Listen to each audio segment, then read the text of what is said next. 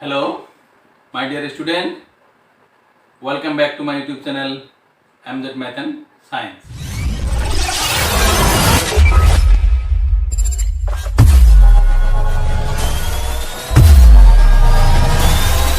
মই আজি দশম শ্ৰেণীৰ 1.3 এক্সাৰসাইজ লৈ আহিছো। তো 1.3 এক্সাৰসাইজত তোমালোকক কিছুমান কথা শিকিব লাগিব, যেনেকৈ এতিয়ালৈকে তোমালোকে শিকিছিলা যে অপৰিমেয় সংখ্যাৰ উদাহৰণবিলাক, যেনেকুৱা √2, √3, √5, √7 এইবিলাক অপৰিমেয় সংখ্যাৰ উদাহৰণ ক্লাছ 9তো শিকিছা। এইবিলাকৰ সংখ্যা ৰেখাত ইহঁতৰ অৱস্থানো নিৰ্ণয় কৰিছা। কিন্তু এইবিলাক যে অপৰিমেয় হয়, অৰ্থাৎ ইহঁতক যে p/q আৰ্হিত প্ৰকাশ কৰিব নোৱাৰি, সেই কথাটো তোমালোকে জাষ্ট মানি লৈছিলা, প্ৰমাণ কৰা নাছিলা। তো আমি আজি এই অনুশীলনীত এইবিলাক বস্তু প্ৰমাণ কৰিম। সৰু এটা অনুশীলনী আজিয়ে শেষ হৈ যাব। তো এই √2, √3, √5 এইবিলাক যে অপৰিমেয়, এইবিলাক এই কথাখিনি প্ৰমাণ কৰোঁতে আমাৰ সৰু এটা উপপাদ্যৰ নিচিনা, কমন চেন্স বুলিয়ে ক'ব পাৰি, তথাপিও উপপাদ্য মেথমেটিকেল টাৰ্ম, সেই তাতে এটা সৰু এটা উপপাদ্যৰ নিচিনা জানিব লাগিব। কেনেকুৱা কথাটো উপপাদ্যটো মই আগত ৰিডিং কৰি দি আছোঁ। চোৱা, যে ধৰা p মৌলিক, যদি p এ a স্কোৱাৰক হৰণ কৰে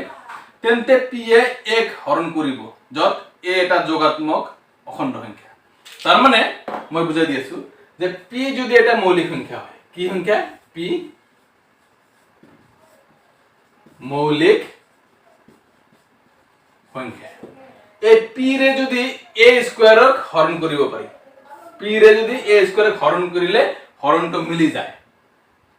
তেতিয়াহ'লে এই p ৰে a ক হৰণ কৰিলেও হৰণটো মিলি যাব। তাৰ মানে এক কথাত ক'ব গ'লে p যদি a স্কোৱাৰৰ উৎপাদক হয়, তেতিয়াহ'লে p a ৰ উৎপাদক হ'ব। এইটো এটা উপপাদ্য। যদি p এটা মৌলিক সংখ্যা হয় আৰু a এটা যোগাত্মক অখণ্ড সংখ্যা হয়। তো ফৰ এক্সাম্পল মই কৈ আছো, ধৰা 3 এটা মৌলিক সংখ্যা, 3 মৌলিক। তো আমি 9 স্কোয়াৰ ইজ ইকুয়াল টু কিমান? 81। সো 3 ৰে 81 ক হৰণ যায় না, 3 ৰে 81 ক হৰণ দিলে 27 বাৰ যাব, মিলি গ'ল। 3 ৰে মানে 81 ক হৰণ গ'ল মানে কি 9 স্কোয়াৰ কে হৰণ গ'ল 3 ৰে, তেতিয়াহ'লে 3 ৰে 9 ক হৰণ যাব, 3 ৰে 9 ক হৰণ যায় না নাই? সেম কথাটো কৈছে যে p মৌলিক সংখ্যা যদি a স্কোয়াৰক p ৰে হৰণ যায় বা হৰণ কৰিব পাৰি, তেতিয়াহ'লে a কো আমি p ৰে হৰণ কৰিব পাৰিম। এই কথাটো আমাক জানিব লাগিব। অৰ্থাৎ আমি এই √2, √3 যে মৌলিক অপৰিমেয় সংখ্যা, সেইটো প্ৰমাণ কৰোঁতে এই সৰু উপপাদ্যটো আমাক ব্যৱহাৰ কৰিব লাগিব। সো আমি ষ্টাৰ্ট কৰোঁ ন। বুজি পাইছা কথাটো? উপপাদ্যটো বুজিয়ে পালা। তো মেইন কথাটো হৈছে কি, যে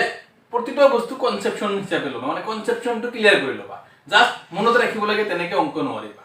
কাৰণ পৰীক্ষাত অলপ ঘূৰাই দিলে আৰু নোৱাৰিবা। ঠিক আছে? তো যদি কোনোবাই আজি চেনেলত নতুন আছে, নতুন ভিডিঅ' চাই আছা, তেতিয়াহ'লে চেনেলটো ছাবস্ক্ৰাইব কৰি ল'বা আৰু বন্ধু বান্ধৱীলৈ শ্বেয়াৰ কৰিবলৈ নাপাহৰিবা। তো ছাত্ৰ ছাত্ৰীসকল, এতিয়া উপপাদ্য 1.4। 1.4 দ্যাট মিন্স কি কৈছে? যে √2 অপৰিমেয়। এইটো উপপাদ্য হিচাপে লৈছে, √2 অপৰিমেয়। এইটো এটা উপপাদ্য। সো এই কথাটো √2 যে অপৰিমেয় আমি ক্লাছ 9 পৰা বা আগৰ পৰাই আমি মানি আহিছো, কিন্তু আমি এইটো যে অপৰিমেয় হয় আমি প্ৰমাণ কৰিম। এতিয়া কেনেকৈ কৰিম চোৱা, এনেকৈ লিখি ল'ম যে যদি সম্ভৱ ধৰা হ'ল, যদি সম্ভৱ ধৰা হ'ল √2 পৰিমেয়। ওকে, √2 কি? পৰিমেয়। এটা নালাগে। সো √2 পৰিমেয়। অতএব √2 ক আমি p/q আৰ্হিত প্ৰকাশ কৰিব পাৰিম। So √2 is equal two p/q, য'ত p, q belongs to z, q is not equal to 0। তাৰমানে য'ত p আৰু q দুয়োটাই কি হ'ব লাগিব? অখণ্ড সংখ্যা। pq belongs to z, that means অখণ্ড সংখ্যা, আৰু q is not equal to 0। আৰু লগতে আমি ধৰি ল'ম আৰু pq সহমৌলিক।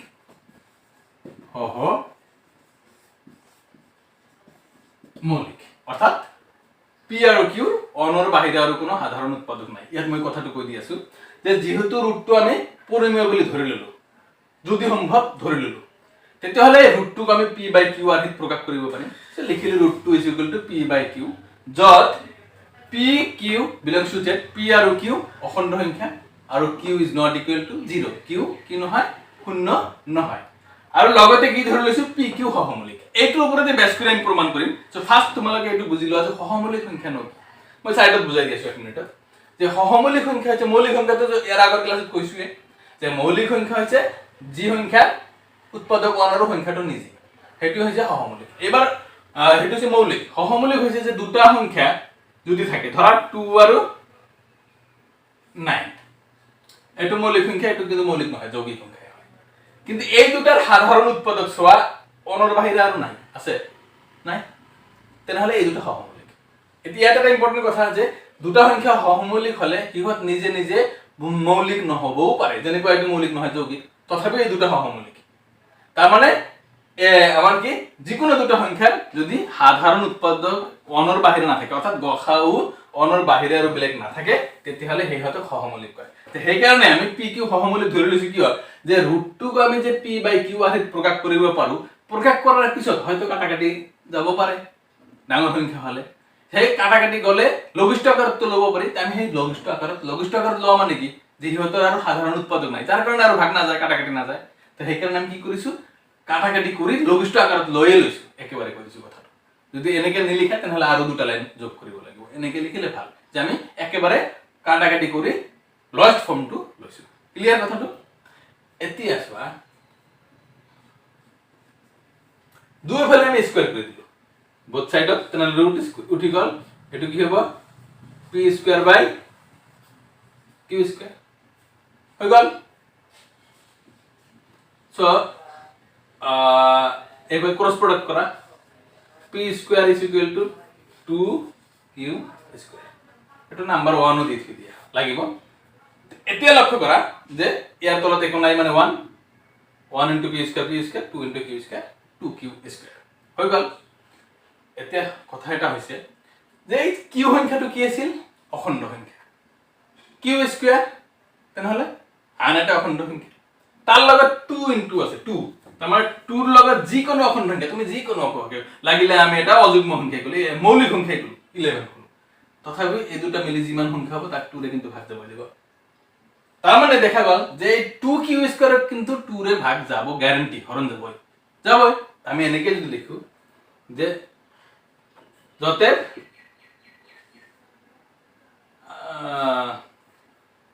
এনেকে লিখে যেহেতু লিখে দিয়া, যেহেতু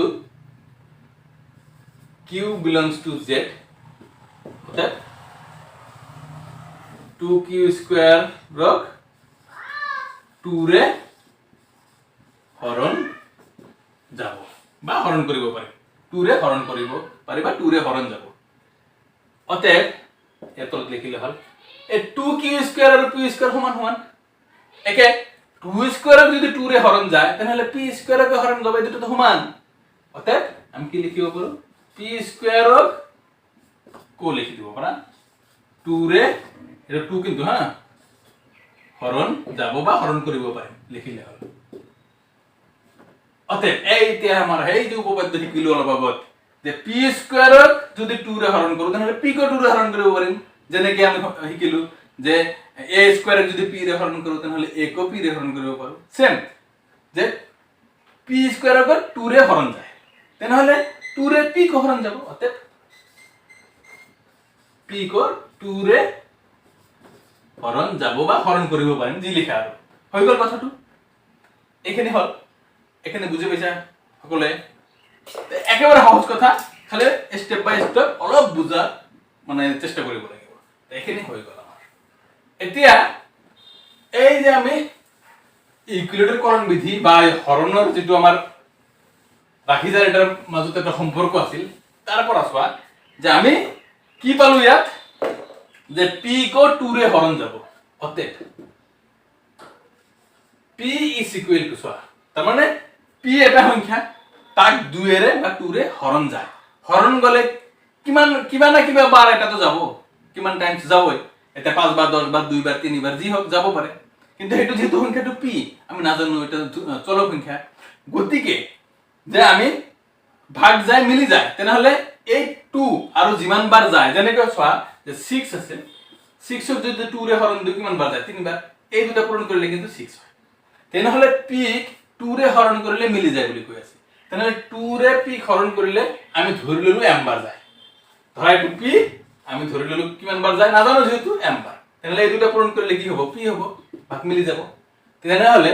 2 * m পূৰণ কৰিলে কি হ'ব p হ'ব সো p = 2m m টা আমি ধৰি ললো লিখি দিও m belongs to z m এটা কি সংখ্যা অখণ্ড সংখ্যা কথা ক্লিয়াৰ হ'ল এতিয়া লক্ষ্য কৰা তাৰ মানে আমি এবাৰ কি কৰিম চোৱা এই যে নাম্বাৰ 1 দি থৈছে p স্কয়াৰ মান ইয়াত বহ কেনেকৈ বহাম চোৱা তেনেহলে p স্কয়াৰ মান বহাব গলে দুইফালে স্কয়াৰ কৰি ললে আহিব p স্কয়াৰ আহিব p স্কয়াৰ মান বহাব কৰিম দুইফালে স্কয়াৰ কৰিলে এটো p স্কয়াৰ হল এটো স্কয়াৰ কৰিলে 4 and m স্কয়ার সো এতিয়া p স্কয়ার মানে 2q square is equal to 4m square acre পর so q square equal to 2m square এই 2 হেফালে গলে হরণ হ'ব 2 ৰে 4 হৰণ কৰিলে 2m square এতিয়া এই সোয়াই যে এইটো নিচিনা হল না সেম তেনেহলে কি পাইছিলো ইয়াত যে p কো 2 ৰে হৰণ যায় তাৰ মানে p ৰ এটা উৎপাদক কি 2 ইয়াতো আমি কি পাবো q ৰ এটা উৎপাদক 2 কিন্তু আমি ধৰতে কৈছিলো p আৰু q কি মৌলিক সহমৌলিক হয় না কথাটো সহমৌলিক বুলি কৈছিলো মানে অনৰ বাহিৰে সাধাৰণ উৎপাদক নাই দেখা যাব ইয়াত যে p আৰু q ৰ এটা সাধাৰণ উৎপাদক 2 পোৱা যাব ভুল হৈ গল তাৰ মানে কথাটো আমি যে ধৰিছিলো তেনেহলে আমি প্ৰথমত যে ধৰিছিল √2 অপৰিমেয় সেই কথাটোতে ভুল হৈছে তেনেহলে √2 পৰিমেয় বুলি ধৰিছিলো সেইটোতে ভুল হৈছে গতিকে আমি ক'ব লাগিব √2 অপৰিমেয় বুজি পাইছা কথাটো টেকনিকটো এনেকৈ কৰিলো আৰু তো লোৱা এনেকৈ সেম স্টাইলত লিখিম এতিয়া যে যেহেতু 2m স্কয়াৰৰ এবাৰ উৎপাদক লিখো একে কথা এটা উৎপাদক 2m স্কয়াৰ হৰণ যাবই অতে q স্কয়াৰৰ এটা উৎপাদক কি হ'ব 2 তেনেহলে এই উপপাদ্য মতে q ৰ এটা উৎপাদক কি হ'ব 2 অতে আমি আগত কি পালো যে 2 ৰে p কো হৰণ যায় তেনেহলে p ৰ এটা উৎপাদক 2 পাইছিলো q ৰ এটা উৎপাদক 2 পালো অতে p আৰু লিখো হন কমানে দি আৰু q এটা সাধাৰণ উৎপাদক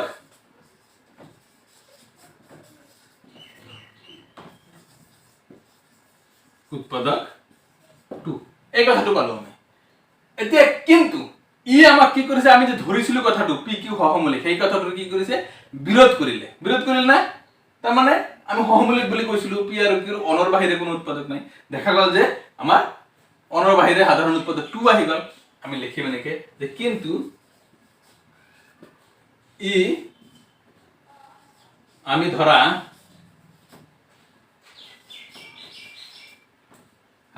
pq সহমৌলিক কথাটো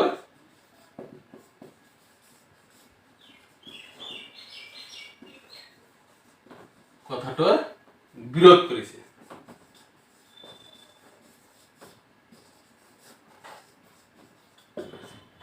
অতে √2 অপৰিমেয়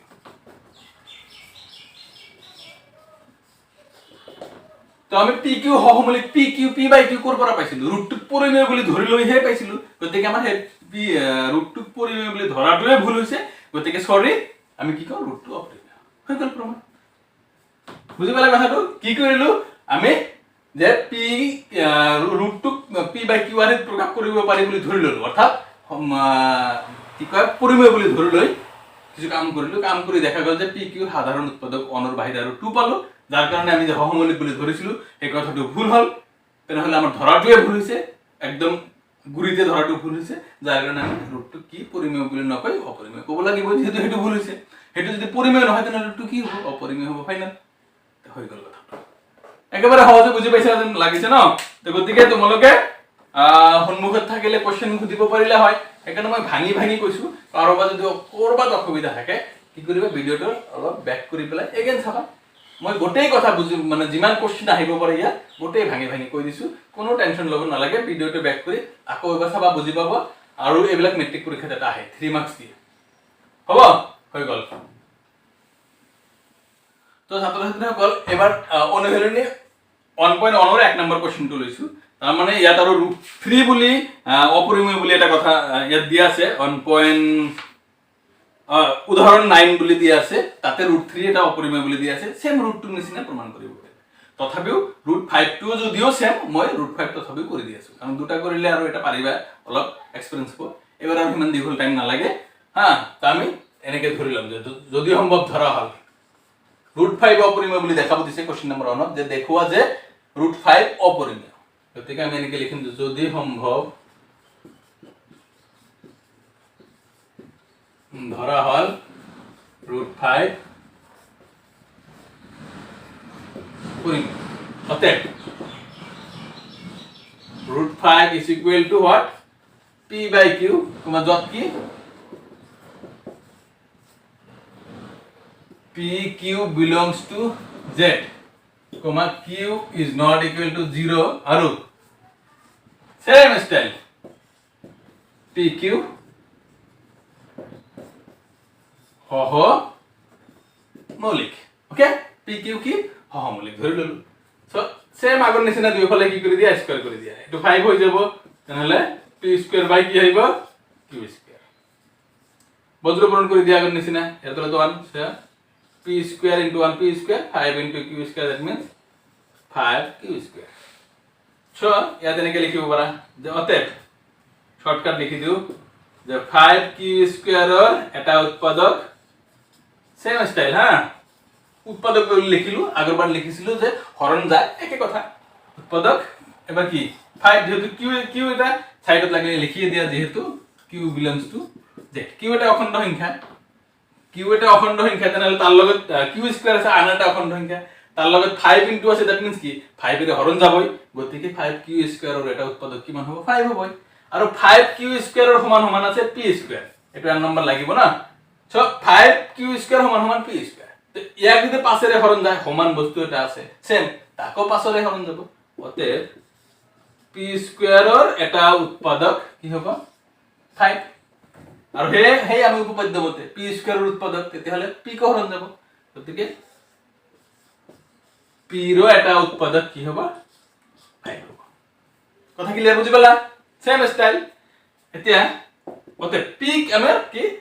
পাছেৰে হৰণ যায় দ্যাট মিন্স p এটা সংখ্যা আছে তাক আমাৰ পাছেৰে হৰণ কৰিলে হৰণ যায় যাৰ কাৰণে 5 এটা উৎপাদক হৈছে তাহলে কিমান বাৰ যায় আমি নাজানো গতিকে আমি ধৰি ললো m বাৰ যায় p তেনেহলে কি লিখিম আমি 5m যত m belongs to z m এটা কি সংখ্যা অখণ্ড সংখ্যা সো 5m ধৰিলো এতিয়া আমি যে 1 নম্বৰ দিছো যে তাৰ পৰা p স্কয়াৰ মান বহাম তেতিয়া q স্কয়াৰ এৰ উৎপাদক আনিব পাৰিম তাৰমানে p ঠাইতে q আনিব লাগে সেই কাৰণে এনেকা নম্বৰ দিছো আগৰটো তো সেম কাম কৰিছো এটা আৰু ভালকে ক্লিয়াৰ হ'ব তোমালোকৰ ন সো তেনেহলে আমি দুইফালে স্কয়াৰ কৰি দিলে হেতু বহাব পাৰিম সো 25 এটো কি হ'ব m square so p square ঠাইত কি বহাই দিম এবাৰ 5 q square is equal to কি আছে 25 m স্কয়াৰ একৰ পৰা বুজি পালে কথাটো তেনেহলে আমি এটো একৰ পৰা মানটো বহাই দিলো এখানলৈকে উঠাই লোৱা বুজি পাইছা একেবাৰে সহজ আগৰটো নিচিনাই so 5q square is equal to কি পালা 25m স্কয়াৰ 5 টো হেফালে ললে হৰণ হ'ব তেনেহলে আমি তলত লিখিম q square is equal to 25 ক 5 এৰে হৰণ কৰিলে 5m স্কয়াৰ এই আগৰ নিচিনা এখানে আহি গল যে অতএব 5m স্কয়াৰ এৰ এটা উৎপাদক 5 যেহেতু m এটা অখণ্ড সংখ্যা বুলি ধৰিছিলো তেনেহলে কি হল 5 m স্কয়াৰ আনটা অখণ্ড সংখ্যা হ'ব তাৰ লগত 5 ইনটু আছে মানে 5 এৰে ভাগ যাবই গতিকে 5 এৰ উৎপাদক হল আৰু হে এটো সমান আৰু এটো গতিকে q স্কয়াৰ এৰ এটা উৎপাদক q স্কয়াৰ এৰ এটা উৎপাদক কি হ'ব 5 হ'ব আৰু হে উপপাদ্য মতে আমাৰ কি হ'ব তেতিয়াহলে q ৰ এটা উৎপাদক কি হ'ব 5 এতিয়া এই লাইনটো আৰু এই লাইনটো মিলিছ একেবাৰে ক'ব পাৰি না অতএব যে p আৰু q ৰ সাধাৰণ উৎপাদক সাধাৰণ উৎপাদক কি 5 দুইটাৰ যেহেতু ক্ষেত্ৰত কি 5 উৎপাদক পালো গতিকে দুইটার কি হ'ব সাধারণ উৎপাদক হ'ব 5 হৈ গল এখানে কিন্তু ই আমি ধরা কথাটো ভুল বুলি প্রমাণ করিল না পি কিউ সহমৌলিক বুলি ধৰিছিল তে সেই কথাটো লিখি দিলে হৈ গল সো আমি কি লিখিম যে কিন্তু ই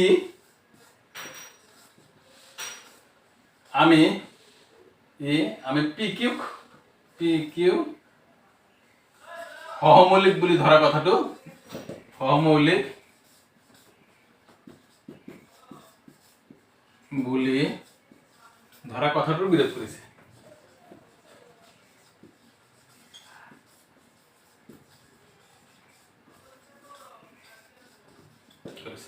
অতএব ৰুট এটো কি 5 না ৰুট 5 অপৰিমেয়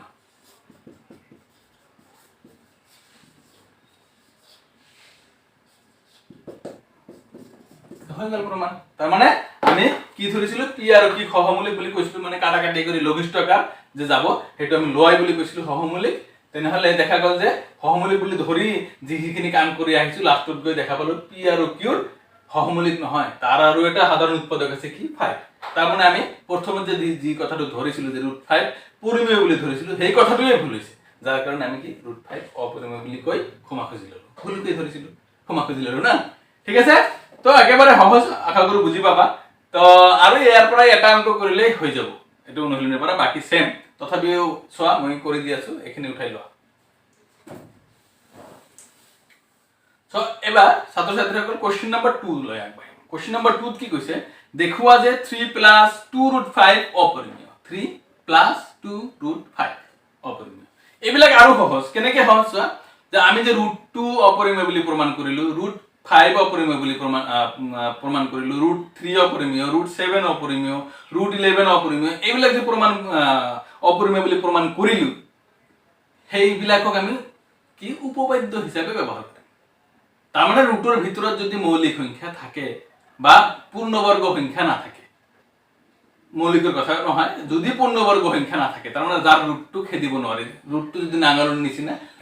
তাৰ মানে যাৰ কান্ধৰ পৰা নাঙলটো গুচাব নোৱাৰি হেতু অপৰিমেয় হয় হেতু আমি 9 ৰ পৰা শিকিছিলো তাহলে এইকেটাক আমি উপপাদ্যৰ নিচিনা ব্যৱহাৰ কৰিম যেবিলাক অপৰিমেয় হয় বুলি মানি লম তাৰ সহায়ত আমি এই যে প্লাস মাইনাস ইনটু এইবিলাক থকা বিলাকৰ প্ৰমাণ কৰিম কেনেকৈ কৰিম চোৱা আমি এটো ধৰিলাম যে যদি সম্ভৱ ধৰা হল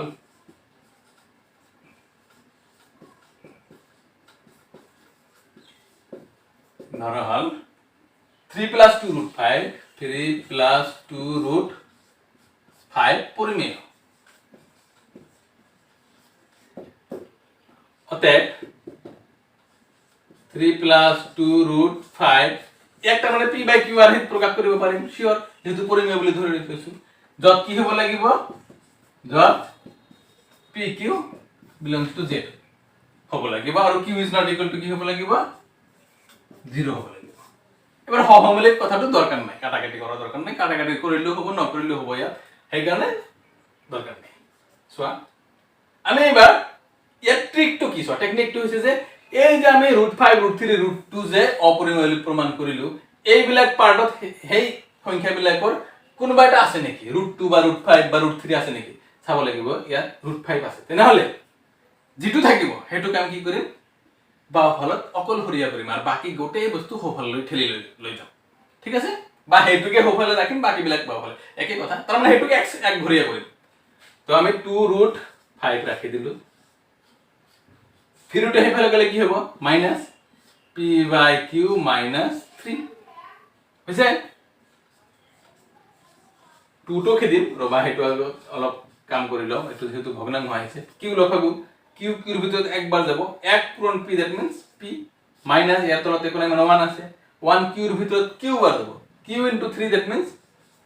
3q হৈ গল so root 5 is equal to p - 3q এই 2 তো তলত আহি পূৰণ হ'ব তেনেহলে তলত কি হ'ব 2q হৈ গল অকলহৰীয়া ৰুট 5 টো এতিয়া লক্ষ্য কৰা যেহেতু p আৰু q মানে কি ধৰিছিলো অখণ্ড সংখ্যা আৰু q is not equal to কি ধৰিছিলো 0 বুলি ধৰিছিলো তেনেহলে p অখণ্ড সংখ্যা কিউ অখণ্ড সংখ্যা তাহলে কিউ যদি অখণ্ড সংখ্যা তার লগে 3 পূরণ কৰিলে আন এটা অখণ্ড সংখ্যা আহিব যেটো পি এটা অখণ্ড সংখ্যা পিৰ পৰা 3 কিউ মাইনাস কৰিলে আন এটা বেলেগ এটা অখণ্ড সংখ্যা আহিব আৰু তলত কিউ আছে অখণ্ড সংখ্যা তাৰ লগে 2 পূৰণ কৰিলে আন বেলেগ এটা অখণ্ড সংখ্যা আহিব তেনেহলে দেখা গল যে এই উপরের গোটেইখিনি এটো এটা অখণ্ড সংখ্যা হ'ব তলৰ এটো এটা অখণ্ড সংখ্যা হ'ব আৰু যত কিউ যেহেতু নট ইকুয়াল টু 0 ধৰিছিল 2 কিউ 0 নহবই তাৰ মানে দেখা গল যে এইখিনি অখণ্ড সংখ্যা হ'ব এটো অখণ্ড সংখ্যা হ'ব আৰু তলৰ 2 কিউ 0 নহব তাৰ মানে এই গোটেইখিনি এটা কি হ'ব পৰিমেয় সংখ্যা হ'ব এটো গ্যাৰান্টি কাৰণ এটো p বাই q এৰ হিতে আছে তাৰ মানে p বাই q এর নকই ইয়াত a বাই b কো সাপোজ এটো যদি a ভাবা এটো যদি b ভাবা মই এই প্ৰথমতে কৈছিলো আৰ কথা কওতে তাহলে b is not equal to 0 হয় তেনেকুৱা আৰ হৈ গল আমি এনেকে লিখিম যে যেহেতু pq belongs to z অখণ্ড সংখ্যা है ना হে এক লাইনত লিখি দিলো হে বুলি হে p minus 3q by 2q কি হ'ব পরিমেয় গ্যারান্টি কারণ p by q আহি হৈ গল তার মানে a by b এনেকুৱা আহি হৈ গল না নাই যদি এইখিনি এটা পরিমেয় সংখ্যা হয় এইখিনি সমান সমান আকৌ √5 আছে তেনেহলে যদি সমান এটো পরিমেয় হলে এটো পরিমেয় হ'ব অতএব √5 পরিমেয় কিন্তু ই সম্ভব জানো √5 তো অপরিমেয় বলে অপগতি প্রমাণ করিল কিন্তু ই অসম্ভব বলি ধরে ক কিন্তু কবা হ্যাঁ কিন্তু ই অসম্ভব অতএব 3 plus 2 √5 অপরিমেয় কারণ আমি 3 plus 2 √5 পরিমেয় বলি ধরি লইছিল কিন্তু হেতু ধরিলে দেখা যায় যে √5 পরিমেয় বলি প্রমাণ হৈ যায় তো √5 তো পরিমেয় হবই নয় তেনহলে √5 পরিমেয় কিয় পাইছিল যে এটুক আমি পরিমেয় বলি ধরি লওয়ার কারণে পাইছিল তার মানে এটু ধরা কথাটোৱে ভুল হৈছে গতিকে সৰি ক্ষমা কৰি দিব লাগে এটু আমি পরিমেয় নকাও কি কম অপরিমেয় বলি কম বুঝি পাইছ না কি করো একেবারে সহজ হ্যাঁ 2 মাৰ্কসৰ কাৰণে এটু হৈ গল আৰ আগৰ বলে এটু 3 মাৰ্কসৰ কাৰণে থাকিব তো এই ইয়াৰ পৰাও আহে √2 √3 √5 হেবিলাকো আহে ইয়াৰ এবিলাকৰ পৰা এটা আহে খুব পৰীক্ষা 2 বা 3 মাৰ্কস পাৰিবা বুলি মই ভাবি ললো কিন্তু হা তোমালোকে এটু উঠাই লোৱা আৰু অসুবিধা থাকিলে ব্যাক কৰি চাবা নেক্সট আৰু এটা কোশ্চেন সলভ কৰো 3 ৰ পৰা এটা কোশ্চেন সলভ কৰো ওকে তো সোয়া এবাৰ কোশ্চেন নাম্বাৰ 3 ৰ পৰা সোয়া যে 3 ত কি কৈছে দেখুৱা যে তলৰ সংখ্যাবোৰ অপৰিমেয় তলত কিছুমান সংখ্যা দিয়া আছে হেবিলাক অপৰিমেয় সো 3 ৰ 1 নাম্বাৰটো কৰি দিও 2 আৰু 3 যেটো আছে আমি কোশ্চেন নাম্বাৰ 2 যে কৰিলো তাৰ লগত 3 টু সেম 2 টু সেম আৰু 1 টু অকমান টান পাব পাৰা মই সেই কাৰণে 1 টু কৰি দি আছো কেনেকে আমি এটো লিখিলাম যে ধৰা যদি সম্ভৱ ধৰা হয় হল সম্ভৱ ধরা হল 1/√2 পরিমেয় ওকে অতএব 1/√2 is equal to